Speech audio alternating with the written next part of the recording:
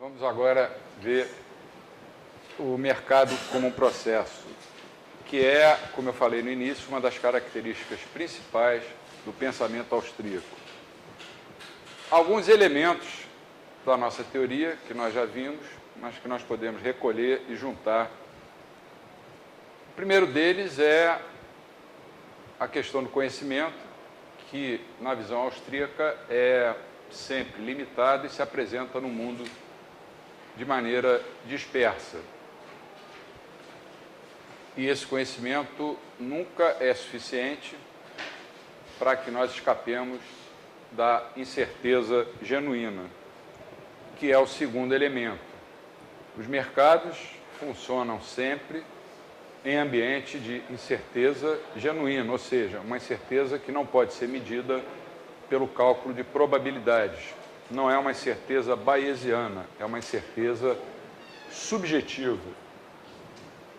O terceiro elemento, eu não coloquei em ordem de prioridade, né? Eu estou só listando os elementos, é o conceito básico, seminal, de ação humana. Nunca é demais repetir, qualquer ato voluntário no sentido de se passar de um estado menos satisfatório para um estado mais satisfatório.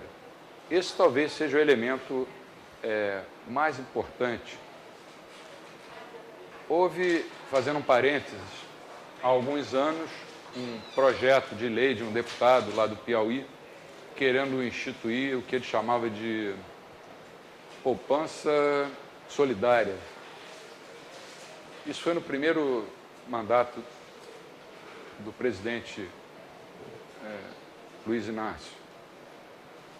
Segundo esse projeto de lei, cada família que ganhasse mais do que, se não me engano, R$8.000 por mês, o excedente iria ser depositado compulsoriamente em uma conta poupança no Banco do Brasil ou na Caixa Econômica, geralmente em lugares que têm filas grandes, né? Para combater a pobreza. Isso ia ser devolvido, não me lembro agora, mas depois de 6 ou 7 anos. Você chamar isso de poupança solidária é você desconhecer, primeiro, o que é a poupança e, segundo, o que é a solidariedade. A poupança, como a gente vai ver em seguida no curso, é uma questão de preferências intertemporais. E solidariedade é uma virtude, que, como toda virtude, pressupõe liberdade. Então, se uma família tivesse uma renda mensal de R$10.000,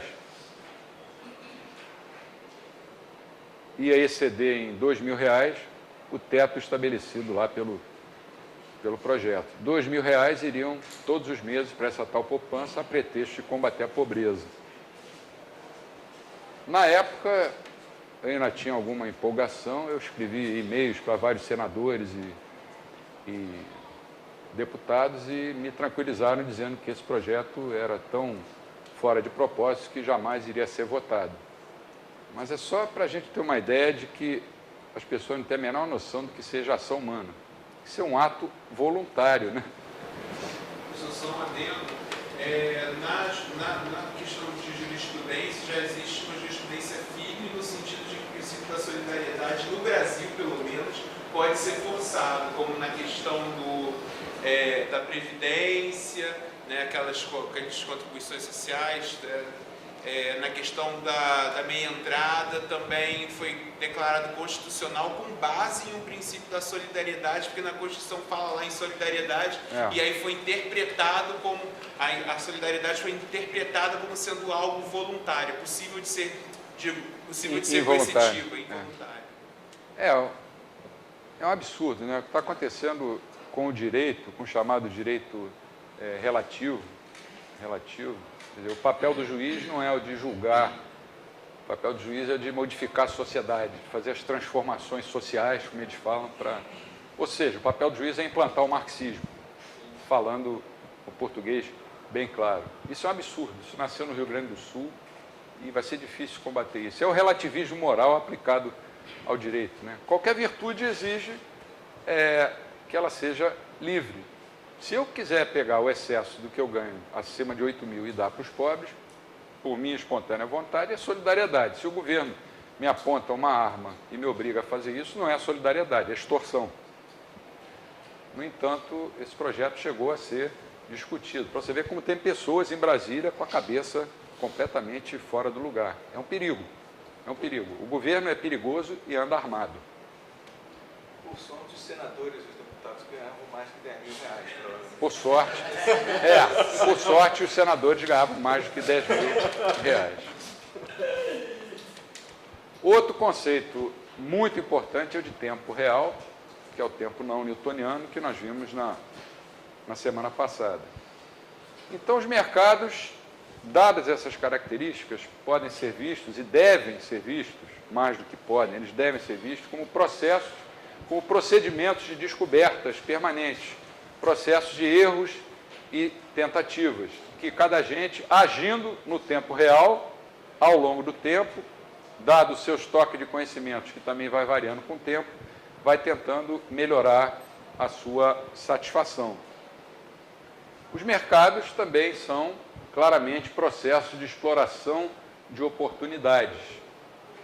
Aí entra o tema da aula de amanhã, que vai ser a função empresarial, que é um tema também muito importante na concepção austríaca. Juntando esses elementos, nós temos que rejeitar o equilíbrio nos mercados como possibilidade efetiva. Lembrando que não importa se o mercado tem uma empresa, duas, três ou quatro. Se tiver duas e houver competição entre elas, isso não é de todo mal. Se tiver uma, se for um monopólio, mas ele estiver sujeito a que surjam competidores, isso também não é mal, desde que esse monopólio tenha sido obtido pela via da eficiência e não pela via da legislação, não tenha sido imposto pelo Estado. Então, nós podemos passar a um gráfico que tenta mostrar, que os mercados são processos que tendem ao equilíbrio. Esse gráfico, eu vou dar duas ilustrações, depois nós vamos ter mais tempo aqui para discutir, debater, responder dúvidas. Eu acabei chamando isso de cones austríacos, à falta de um nome melhor. Esse gráfico foi, na verdade, criação de um ex-aluno da UERJ, de umas duas turmas anteriores à turma do Christian. Eu dei uma aula sobre processo e mercado e 2 dias depois ele entrou na minha sala com, eu me lembro, era uma folha daquelas de imprimir em computadores, aquelas com os furinhos, bem antigos, com esse gráfico, formulário contínuo, isso. E aí, nós somos velhos, não, nós estamos... E eu perguntei a ele, o que é isso? O nome dele é Régio, descendente de húngaro, Régio, R-E-S-Z-O, Régio de Vene. Ele hoje vive na Suíça. Foi um aluno brilhante também. Eu perguntei, o que é isso? Eu olhei para aquilo e falei, ele falou, essa é a sua aula de ontem, ou de anteontem. Quando ele me falou isso, eu olhei para o papel, eu pensei, não disse para ele, falei, caramba, estraguei a cabeça do garoto. O que eu fui fazer com ele? Eu falei, pô, isso é minha aula, eu falei isso. Ele falou.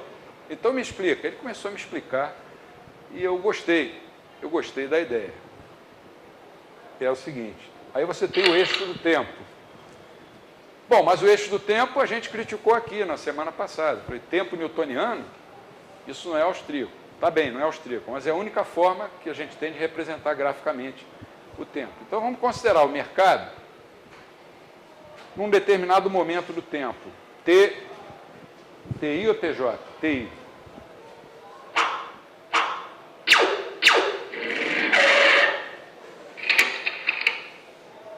Está lá o mercado. Oferta S, demanda D. O mercado, num determinado momento do tempo, TJ.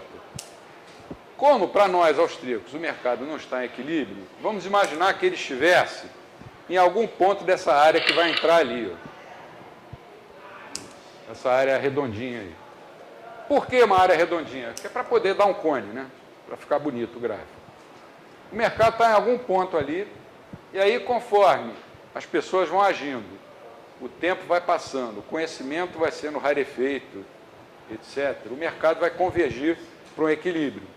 Esse equilíbrio se daria no vértice desse cone. Só que esse equilíbrio seria alcançado num momento do tempo que não é mais TI, já é lá na frente.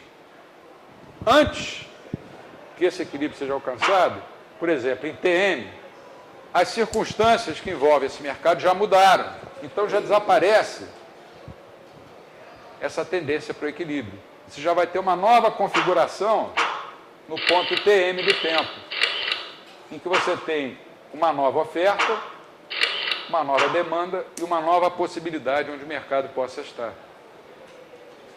Aí, a partir dessa nova configuração, o mercado vai tentar convergir novamente para o equilíbrio. Erros e tentativas, como a gente viu no slide anterior, que se daria no vértice desse cone amarelo. Mas antes que esse equilíbrio seja atingido, em TS, por exemplo, as circunstâncias já mudaram, o ceteris paribus já foi para o brejo e o mercado passa a ter uma nova configuração.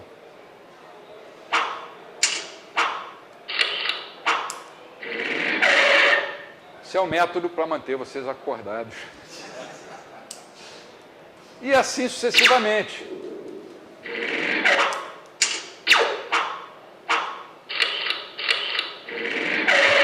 Vamos ficar por aí, porque é um processo que não tem fim. Os mercados estão sempre no meio dessa história aí.